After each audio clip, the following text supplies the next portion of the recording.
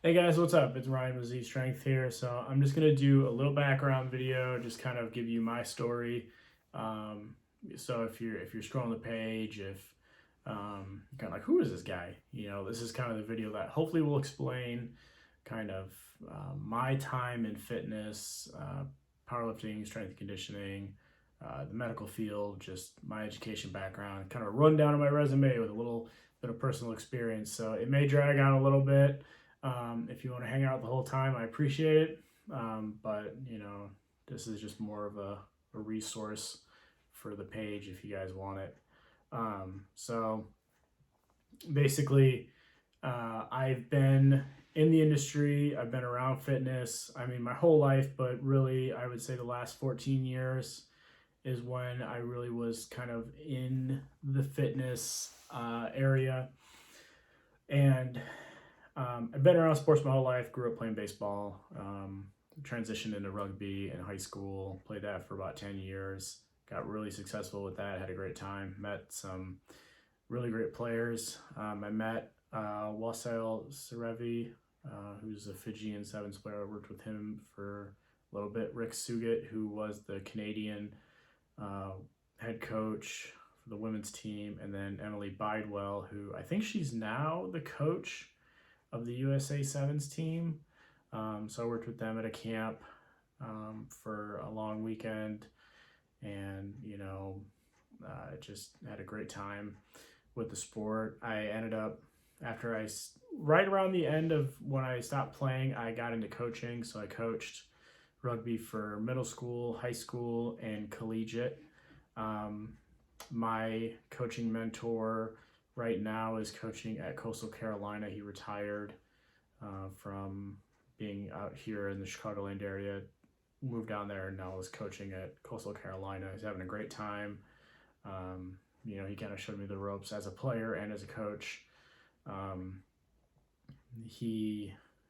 felt bad when I left graduate school at Northern Illinois. He was coaching there and offered me the job, and I was about to move to Maine, so I couldn't take it, and I felt really bad. But I love that sport. I still watch it. I don't play anymore, just because of where I'm located. There's no opportunity to play or to coach. But I coached at my old high school. I coached at Catholic schools, high school and collegiate. I coached up on the northwest side of Chicago at a school there. So it was a big part of my life. But I started getting into fitness 14 years ago. So wow, it's a long time. And I really wanted a gym membership, and I was obviously living with my family and stuff, and so my mom, I have to kind of talk her into it a little bit because my family was never one to exercise. My dad and I would play baseball or toss football around or whatever, kind of average household. But fitness, exercise, weightlifting, that stuff was kind of alien in my house, and I just really got into it on my own. And so I got a gym membership, and I didn't know obviously what the hell I was doing, but I knew like that was my place. Like I really wanted to be there. And so I would go to the gym. It was a big wellness center, big 2-story wellness center, huge, one of those really bougie places. And I would go on the strength machines, and I would just grab like a chest press, something really easy I could just sit in. I really wouldn't have to adjust it. I would try to mess with the weights, make sure it was like I could do it, not look like I was gonna get into an accident or something. And I would just sit there and rep and just do sets, not knowing what any of that stuff was, not even knowing what a rep was, not knowing what a set was. I just knew like, okay, this is a chest press. I've seen this in pumping iron, and I've seen people do this on TV. So like, yeah, okay. And then I would look around the gym and I'd look at all the other pieces of equipment, and I would say, okay, which one can I go to? Like, what is easy and that I know how to work. So I'd watch somebody use a piece of equipment. It could have been, a kid my age or an old lady, but I'd watch them use it, and I would wonder like, okay, I can figure that out. So then once they were done, I'd run over to their machine, and then I'd grab it, and I'd start doing the exercise, like bicep curl or whatever, and I'd look around at the other machines, and I would just ping pong all the machines with no idea of what I was doing, working just everything in my body as much as I can. And I did that for about a month because I knew I wanted to be at the gym, but I didn't know, you know, what the hell I wanted to like. There was no goal. It was just like go to the gym and lift weights and eat really nasty protein shakes because protein shakes couldn't taste good. They had to be like super gritty no matter how long you put them in a blender or what the hell you mixed them with. They were gross. And I did that for a while, and then one day I got the courage to be like, okay, yeah, I'm gonna go in the free weight area, because before I would never do that because I was scared enough just being on the machines. I'd be like, okay, yeah, I'm gonna go in the free weight area. I'm gonna try it out. Like, I've been here for a while. I kind of know. I've kind of, I would kind of spy on people in the free weight area from like the machines, like, whatever. And mind you, this is really before, Planet Fitness at the time was only like, I think only in Hampton, New Hampshire. I don't think they weren't global yet, and so that wasn't an option. And so I went over there, and I was like, I saw some guys doing some bicep curls. I said, yeah, I could do bicep curls, yeah. And they were grabbing like 35s, 40s, and I said, okay, yeah. So like the idiot in me went and grabbed like a 45, and I'm just like this, 150-pound little kid, and I'm sitting here, and I'm just like kind of like throwing it up with my knee almost like bent over, just completely screwing it up. And the guy comes over, and he's like, hey, he goes, you want to lower the weight a little bit? And I was like, yeah, and he goes, you're going to throw your back out doing that? And I said, I probably murmured something really stupid, and long story short, I started lifting with him for a good while, about 6 to 12 months, I can't remember. But we lifted. He kind of showed me a little bit about free weights. Looking back, I was like, did he know more than me? Yeah.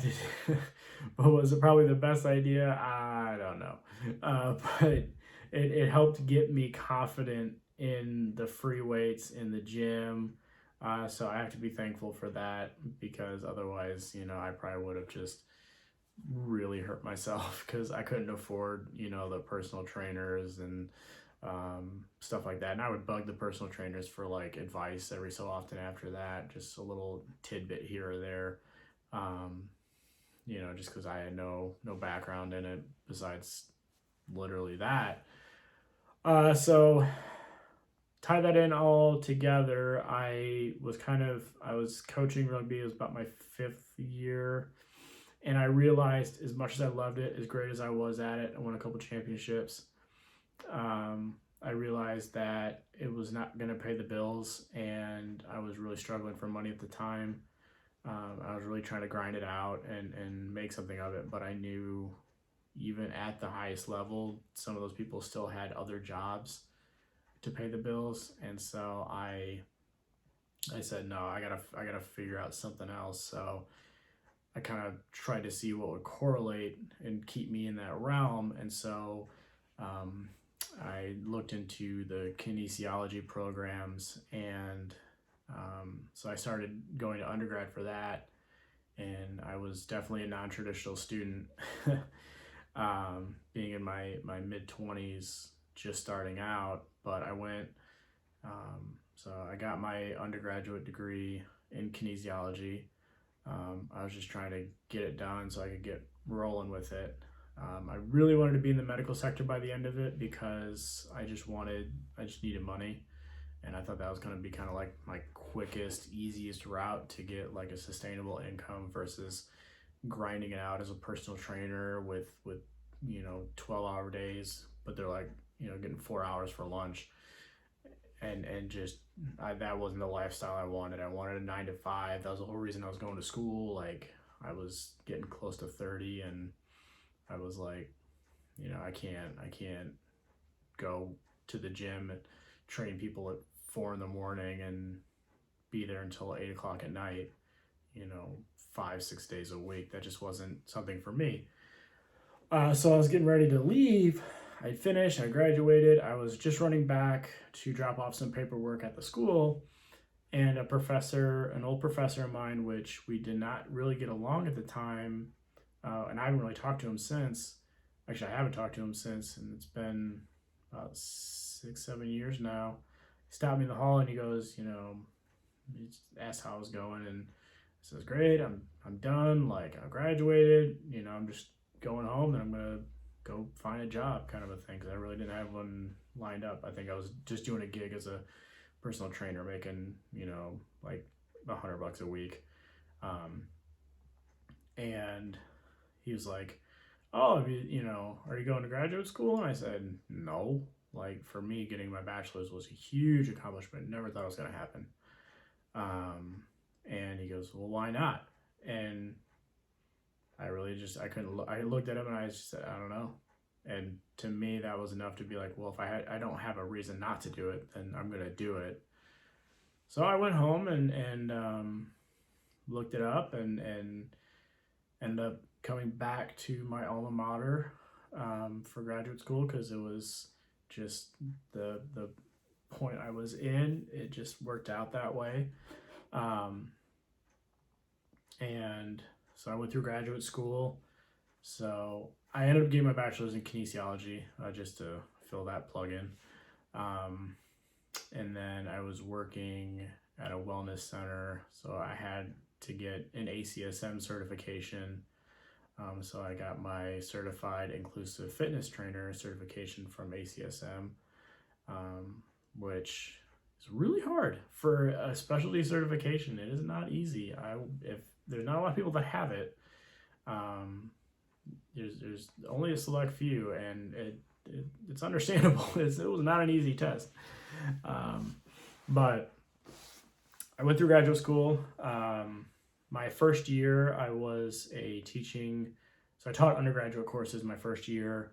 I taught one that I had created, a physical fitness class, and basically it was just kind of like a foundations of fitness class, essentially a 101. I went from everything from cardiovascular exercise to strength training, from hypertrophy, strength, power, differentiating those things, metabolisms, a little bit on diet, and then we would have activities where we like screw around and play dodgeball or whatever, just kind of get the kids up and moving. Did that for a year, and then my second year I went into the research sector. So I was another graduate assistantship, but it was for strictly research. And I worked on one with the department for kinesiology tape and MS. So essentially, if the KT tape had any symptomatic effects for persons with MS, specifically relapse remitting, was what we were looking at, just because that was probably the biggest population to pull from. I didn't get to finish that. I kind of spearheaded the beginning of it. We did a few tests on it, but did not have enough to conclude it. So I don't know what happened with it. I handed it off to the department and kind of let them take the wheels on it. And because I wasn't associated with the university anymore, I couldn't do anything. And the other ones that we did, I had one published that was for sedentary behavior. So essentially we pulled some senior citizens and kind of asked them some questions about how they felt, how healthy they felt, and then correlated that with the amount of physical activity they were doing, and analyzed the cross data for that. And that one got published. I presented that at the ACSM national conference, and then I think it was just a poster, nothing crazy.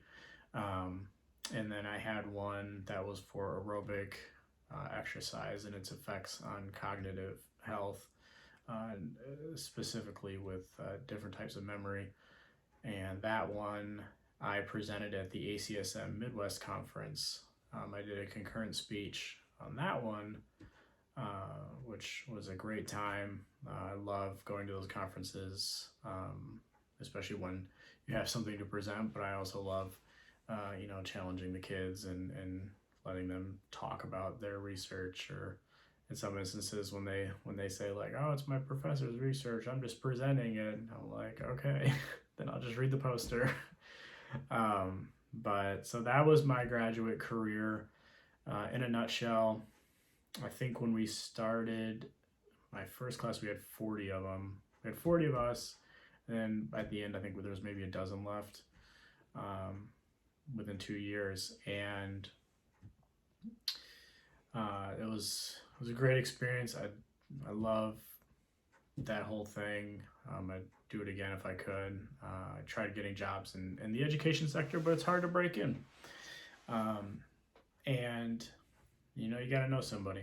But so I ended up finishing graduate school with my master's degree in exercise physiology. I also got a graduate certificate in sport and exercise psychology. A couple of pieces of published research, one unfinished. I had a great time teaching, and then I left that, and my girlfriend had a really good opportunity. So about a week after I graduated, we packed the truck up and moved from northern Illinois out to Maine.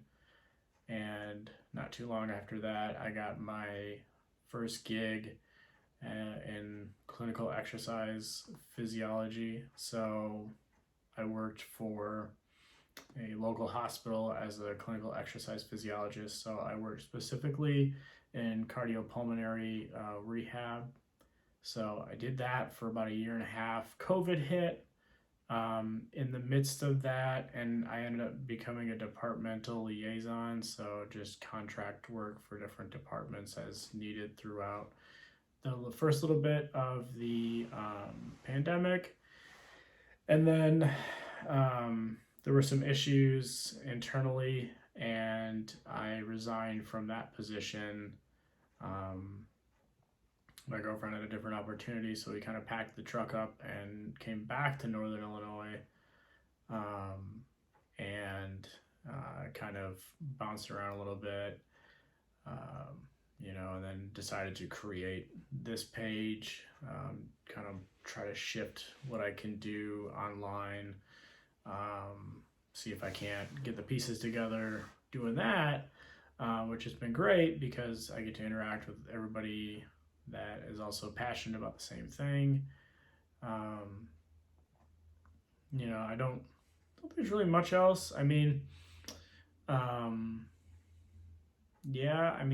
bounce around to a good handful of personal trainer, fitness specialist, exercise specialist gigs, in person, online, whatever, just kind of trying to put the pieces together. In the midst of that, just researching, kind of keeping current as much as I can, but it's been a tough time. So hopefully this kind of gives you a little bit more of a better idea about who I am, why I'm the way I am when I'm talking about certain subjects or philosophies, or it gives you a little bit more validity to the topics that I talk about. Hopefully you feel like more of a reliable and trusted source. The internet's full of interesting characters, and it's hard to find solid, concrete, reliable data and information. So I'm just hoping to kind of validate that. So I know we've been going at this for a long time, and if you made it this far, thank you so much. Thank you for taking the time to hang out with me and listen and just learn a little bit more about me. As always, if you have any questions, feel free to DM me. I'm always, I try to respond as much as I can. other than that, I hope you learned something. Please like, comment, subscribe, share across as many social media platforms as I can get on that I can figure out myself. Other than that, I hope you guys take care. Have a good one, and I'll see you around.